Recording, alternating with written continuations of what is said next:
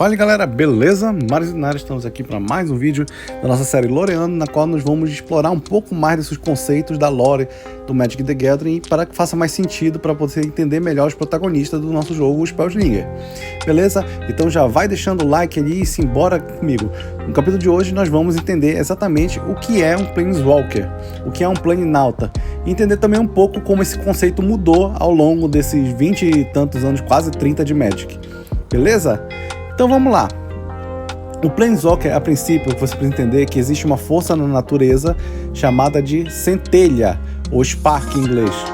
A centelha é uma força mágica que ela pode existir em alguns indivíduos sapientes, humanos, minotauros, esfinges, enfim, uma série de demônios também, uma série de criaturas sapientes, elas podem ter a centelha. Essa centelha, ela não vem acesa, então ninguém nasce um Planinauta. As pessoas nascem com o potencial de ser um Planinauta. Como nós vemos aqui nessa ilustração do Jace, que é o Vryn Prodigy. Isso aqui é uma carta só, gente. Muito legal, né? É uma carta frente e verso que, quando você faz determinadas ações, ela transforma, mostrando que o Jace ele nasceu um humano, normal, uma criatura humana, e se transformou no Planeswalker, no telepata. A centelha ela é acesa quando um evento traumático acontece. E se for para falar de trauma, o melhor exemplo que a gente pode dar é a nossa querida Liliana Vez aqui. Vamos pegar. A Liliana Vez, aqui nós temos essa carta aqui, Liliana Heretical Healer, ela era uma humana clériga que ela tinha ótimas intenções, da qual o inferno está cheio de ótimas intenções. Digamos que ela era uma curandeira sem muitos escrúpulos de usar certas, digamos, magias e feitiços proibidos. Por conta das suas ações, ela acabou causando muito mais mal do que ela queria, né, em vez de salvar, e se transformou, né, quando a sua centelha acendeu, se transformou na Liliana The Fight Necromancer. Ou seja, essa é a ascensão dela, esse é o trauma que ela viveu. Algum dia ainda vamos fazer algum vídeo lá contando um pouco melhor da história da lore da Liliana, que é uma das melhores que tem de todos os Planeswalkers, mas por enquanto vamos apenas com essa informação. A centelha, ela nasceu com essa centelha adormecida, devido ao trauma que ela viveu, ela deixou de ser uma humana normal e se transformou numa Planeswalker, uma criatura que pode viajar pelos planos. A centelha também ela é uma fonte de energia mágica. Então é por isso que também todos os Planeswalkers eles acabam se destacando na sua área, não importa o tipo de magia que eles dominam.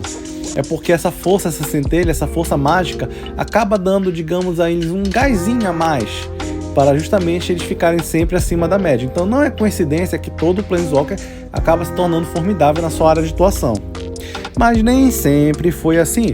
No passado, bem passado, nos primórdios do Magic, os Planeswalkers eles eram literalmente deuses. A centelha, o conceito de centelha já existia, mas ela era absurdamente mais poderoso. Você, um ser vivo que acendesse a centelha, era literalmente um deus. Ele era uma, digamos assim, uma força movida por energia mental, mana e poder mágico bruto. Essa forma física que eles escolhiam aparecer para interagir com outros seres era por mero capricho. Tanto que alguns Planeswalkers, como por exemplo o Urza, eram famosos por sempre mudar de forma, para interagir de um jeito ou de outro, podiam parecer mais jovens, mais velhos, mais sábios.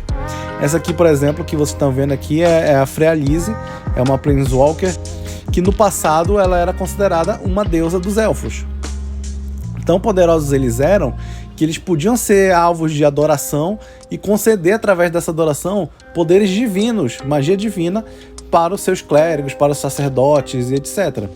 E isso a gente vai também entrar em mais detalhes quando a gente for falar um pouco da Serra, quando ela chegar lá em dezembro, beleza? Aqui, por exemplo, tem a Planeswalker, a Frealise, que ela era a deusa dos elfos, efetivamente. Aqui também temos alguns exemplos aqui de Planeswalkers, eu não lembro o nome deles, mas eles foram muito importantes para a lore. Apesar de eles serem tipo absurdamente poderosos, eles tinham aquele problema do super-homem, né? Como eles eram muito poderosos, apenas ameaças gigantescas, apocalípticas, não é nem interplanetário o problema, tem que ser multiversal para poder chamar a atenção dos Planinautas e eles terem que interagir. Beleza? Então, digamos assim, acho que por uma decisão mais, digamos assim, comercial da Wizard, ela queria dar um pouco mais de destaque pros planinautas, mas eles não poderiam continuar como deuses, literalmente que poderiam alterar a realidade à sua bela vontade. Por isso que aconteceu o que nós chamamos o evento da restauração de Dominária. Um carinha que vocês estão muito familiares, que é o Teferi, que ele não é chamado de Mago do Tempo à toa, pois ele passou muitos anos, né, aprisionado em fendas temporais, teve bastante tempo para poder estudar e compreender a magia do tempo, por isso que ele é considerado o mestre do tempo. No mundo de Dominária, que é considerado um mundo, digamos assim, um mundo padrão do Magic, o primeiro mundo que foi explorado, que foi desenvolvido, devido a uma série de eventos que ocorreram, lutas de muitos Planeswalkers da época que os Planeswalkers eram de fato deuses, teve a realidade mudada tantas vezes, teve junção contra os planos.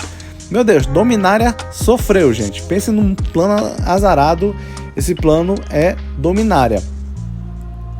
Começou devido a todo esse reboliço de magias e manipulação da realidade, começaram a se abrir fendas temporais, da qual estavam ameaçando destruir todo o multiverso.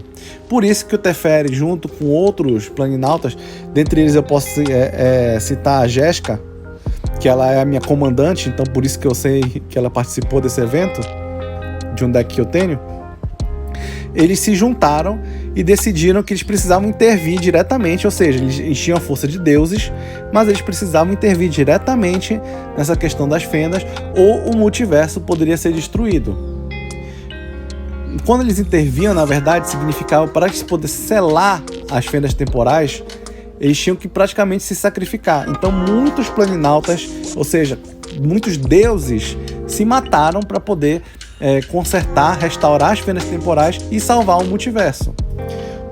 Mas isso teve uma consequência, digamos assim, que ia mudar para sempre a história dos multiversos do Magic the Gathering, que foi a centelha, depois da restauração, foi absurdamente diminuída.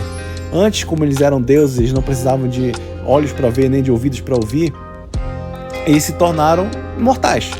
Exatamente como o conceito que a gente vê agora. Eles tinham corpo físico, eles poderiam sofrer mais facilmente por ataques físicos, eles poderiam inclusive morrer de fome, de sede, de frio, mas ainda assim a centelha, além da habilidade de transplanar pelos planos, ela também dava era uma fonte de grande energia.